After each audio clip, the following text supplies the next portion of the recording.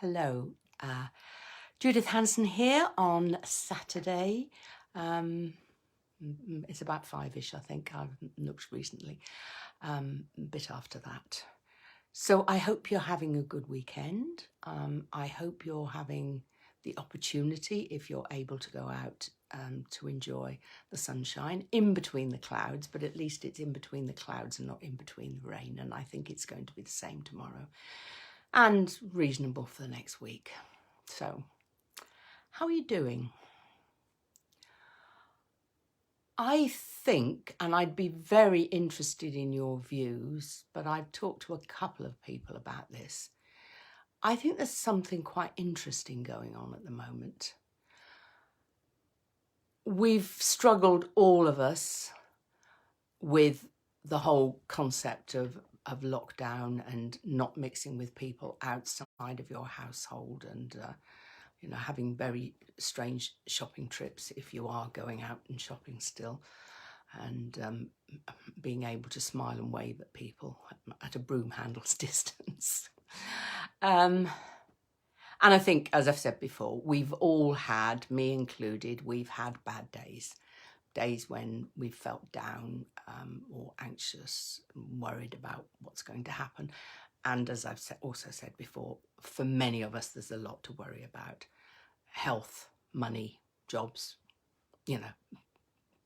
relationships as well, maybe, and children, and the effect that perhaps for some children not going to school from way before Easter until September.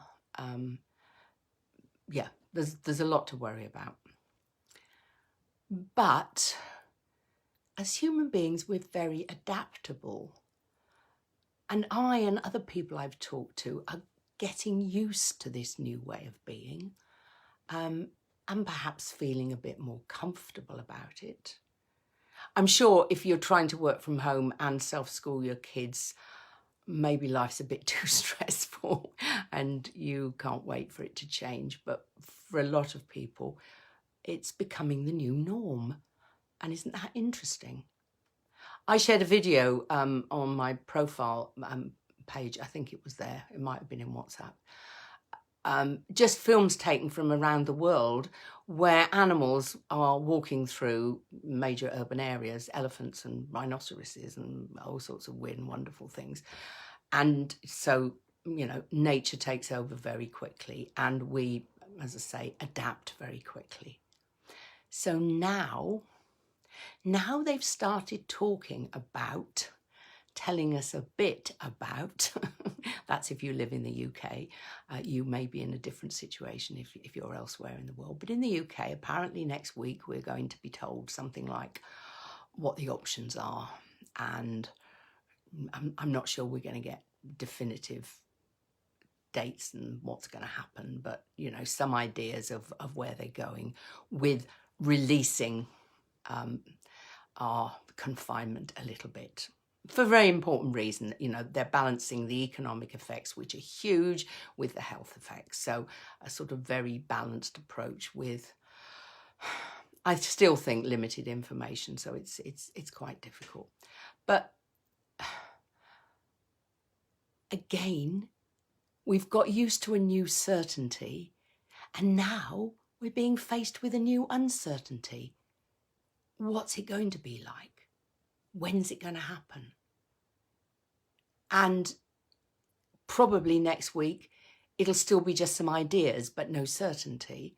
And who knows, we'll probably get a first action, but not necessarily know when the next step's being taken and what that next step might be, because we're looking at experience of those countries that are slightly ahead of us. And people are starting to get anxious again about what's going to happen. Now, not everybody. A friend of mine has a young son, he's 6, and he said to her, Mummy, I really wish the olden days would come back again when I could go and play with my friends. So for some people, and as I say, if you're doing a double job, you're being a teacher and you're still doing your day job, then, you'll probably be really glad when things change. either in one aspect or the other, and they'll probably both have to happen together, won't they? But for many people, there will be the anxiety of the uncertainty that's been reintroduced. At least we know where we stand now. We know what we can do and what we can't do. But now we've got uncertainty again. And I've heard this talked about in the media, how safe are we going to feel going out in a different way to the way that we've been doing over the last 6 weeks? There is real concern that people will not want to go out.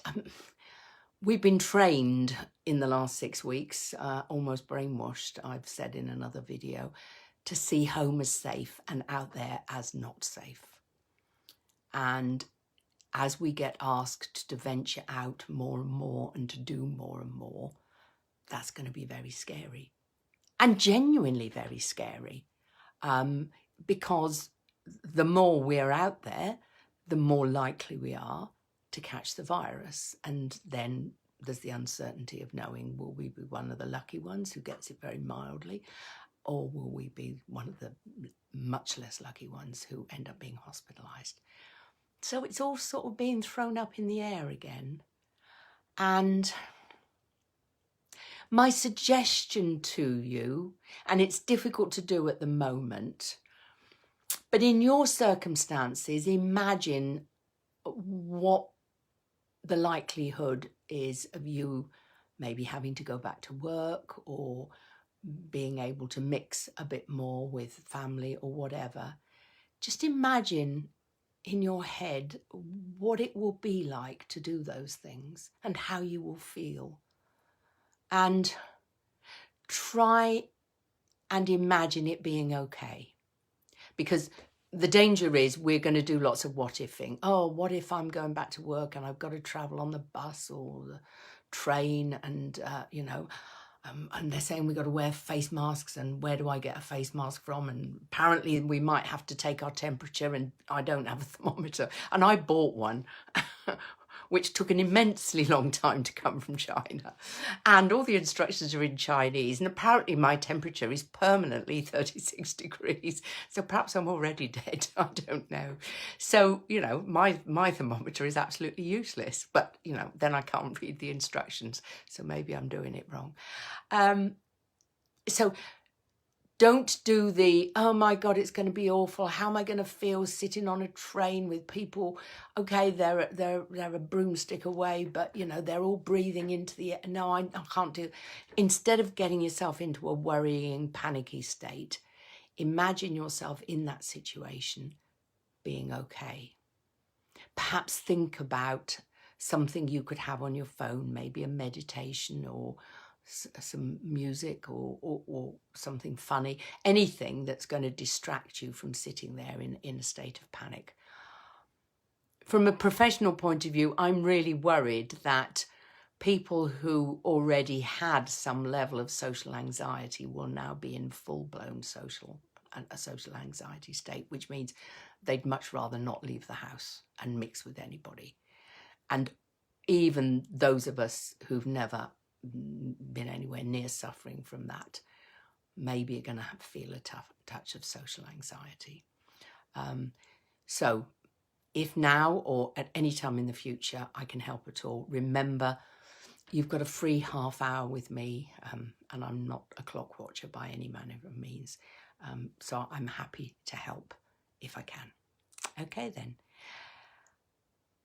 As always, take care, stay safe, and I will be here again tomorrow with another live. Bye.